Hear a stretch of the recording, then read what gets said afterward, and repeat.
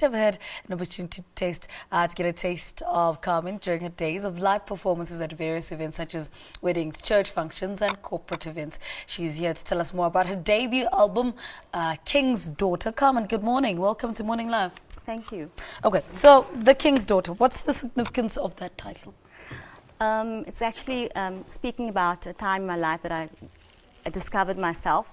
So it's about self-identity, and that's what the album is about. Really, is don't be afraid to be yourself, to find yourself, and to be proud of who you are. Speak to us about who you worked with on this album.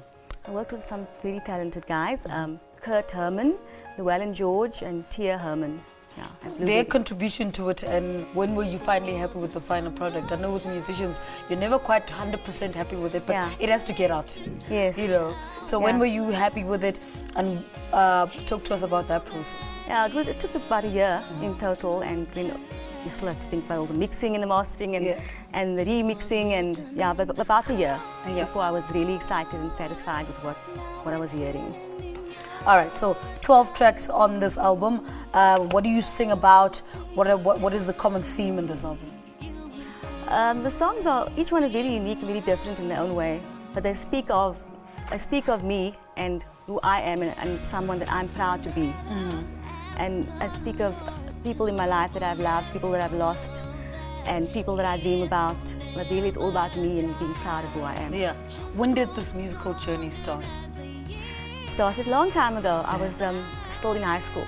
When I realized I would like to try and record my voice and sing, because I sang all the time. Yeah. How would you describe your music to somebody who's hearing this for the first time? I'd say it's pop soul, inspiring music. Or faith-based inspiring pop soul music.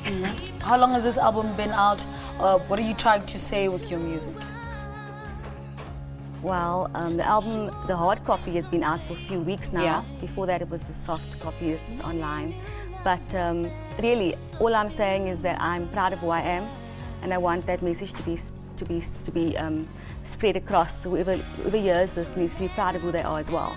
So I really would like people to have a self-image of themselves, and really that's my main theme. All right, so it's been out for a couple of weeks now. What has been the reaction from your fans? I've had some very positive feedback. I've had a few friends telling me it's soothing.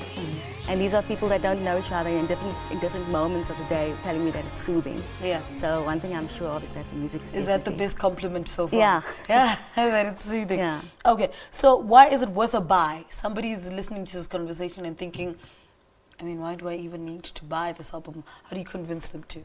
Sure. I've been singing for a long time. It comes from my heart. And I believe that's what people need to hear when they hear the music. So if you want to hear someone who sings with a heart and she's very determined to be doing what she's doing and she loves what she's doing, then that's the CD for you to listen to. All right. So who else would you like to work with in the industry? Sure.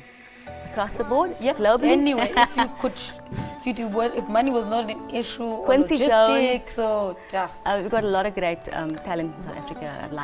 I would love to work with Claire Johnston or Lira. But going abroad, I had this idea of working with Quincy Jones one day. All right. All right, Carmen, thank you so much for talking to us. Thank you. Her album is called The King's Daughter, and it's her debut album, and we're chatting to her about that. But wait, she'll give us 2 more performances from this album.